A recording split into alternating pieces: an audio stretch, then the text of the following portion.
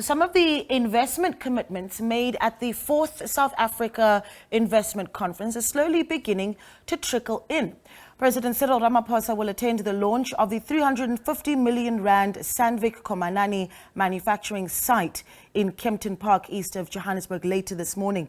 Now, Sandvik is a Swedish global manufacturer of mining and mineral processing equipment that has been operating in the country for over 70 years.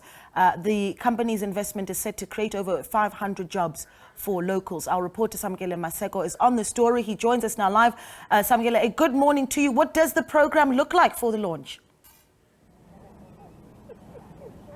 In essence, those much needed investments into the South African economy, which President Cyril Ramaphosa and the head of infrastructure investment, Dr. Ramaphosa, spoke about in the investment summits of the country are coming to fruition. You did earlier on in the year see the president going to Corobrik out in Western area. Today he is here in Kempton Park at the Sandvik plant, which essentially works on manufacturing equipment that is largely used, particularly within the mining sector. This also comes at a time in the second quarter of the GDP announcement results of the second quarter, where the economy contracted by 0.7%, which also affects the economy negatively, particularly when you look at the equipment at this specific plant, which is heavy machinery, particularly that is used within the mining sector in the country. But I'm going to bring in Dr. Ramaphosa to speak particularly about these investments that are coming into the country. Mr. Ramaphosa, the essence of this factory in Sandvik has been in the country for about 17 years, over 350 million rands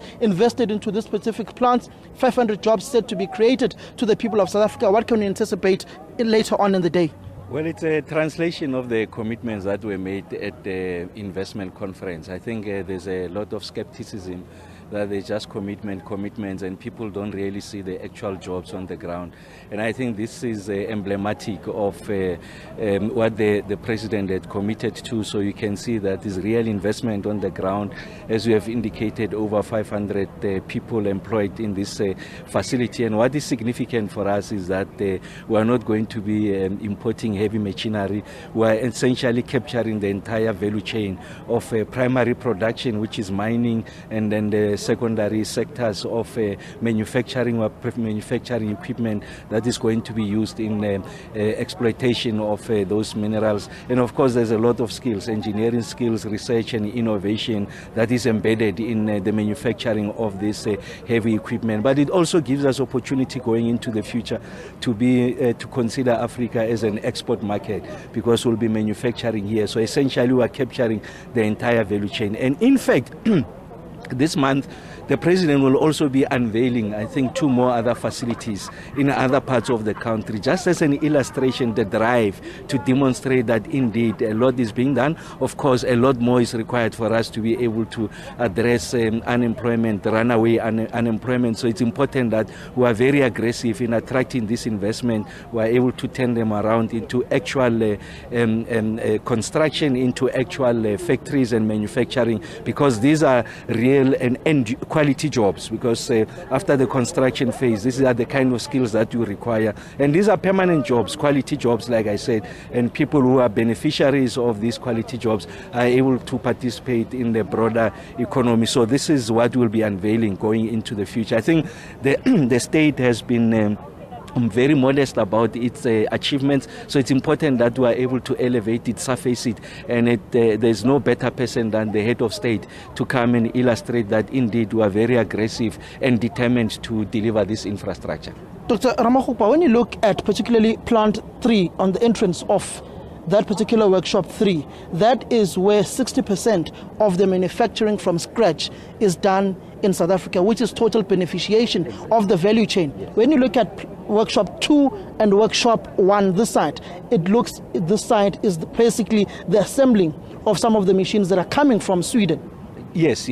So like I said, I mean, there's a primary production, so it's important that the kind of research, innovation that is required to deliver and drive this heavy equipment is actually in the country. And like you say, I mean, there are certain components that are still coming from outside. It is important that once we have a significant pipeline, and that pipeline is going to be generated through demand from the mining houses here in the country, you are likely going to find find that the entire value chain is manufacturing here in the country. The skills are here in the country.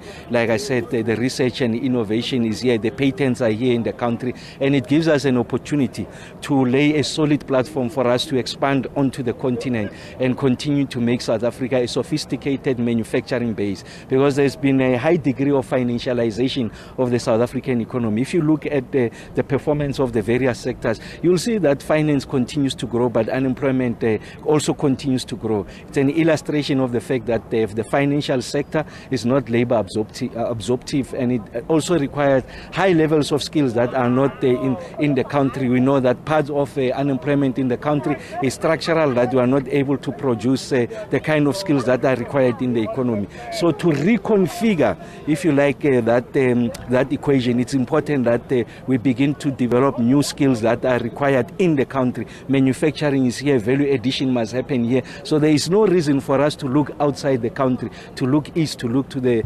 industrialized countries of the West. It's important that we are able to manufacture here. And in this way, we are going to drive the South African economy, because the secondary sectors of manufacturing and construction are the ones that are going to create the jobs. So to put up this factory, of course, is construction. To do the kind of the equipment that we are producing is manufacturing high-end skills that are found here. And of course, you must ensure that you continue to produce a pipeline of skills artisans, and that's why you need to resuscitate the artisan, the TVET sector, to produce for these requirements. This is where we are. We are very aggressive. We are certain about what the future holds, and it's important that we continue this momentum. Lastly, Dr. Cyril Ramaphosa, the latest Stats SA GDP numbers are out. The economy contracted by about 0.7%. Particularly, the minister in the presidency, Mondli blames it to the issue of recent load shedding within the country. As the head of investment of infrastructure within the presidency, how has the contraction of the economy affected the relations between yourselves and the private sector in luring in those much-needed investments into the country? It does injure that relationship, and the minister is quite correct. I mean, by our own estimation, is that the economy was going to reach a particular growth threshold for as long as we don't have reliable supply of energy. And that's why the president introduced those reforms to lift the cap on embedded generation. We see now there's a significant pipeline of major users of energy who wants to participate in that space. Of course, that's not going to come on stream in the next year or so. So we hope that 12 months or 15 to 18 months that will be on stream, and load shedding could be something of the past. And that's a message we continue to convey. We met with the business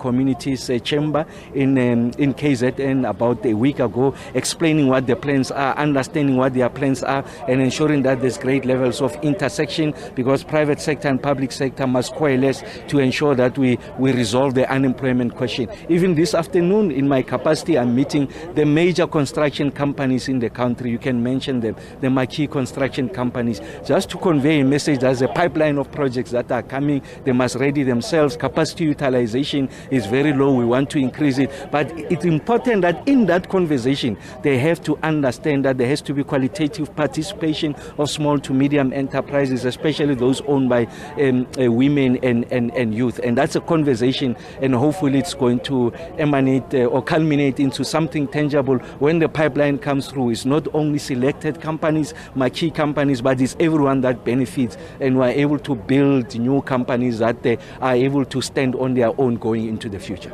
Thank you very much, Mr.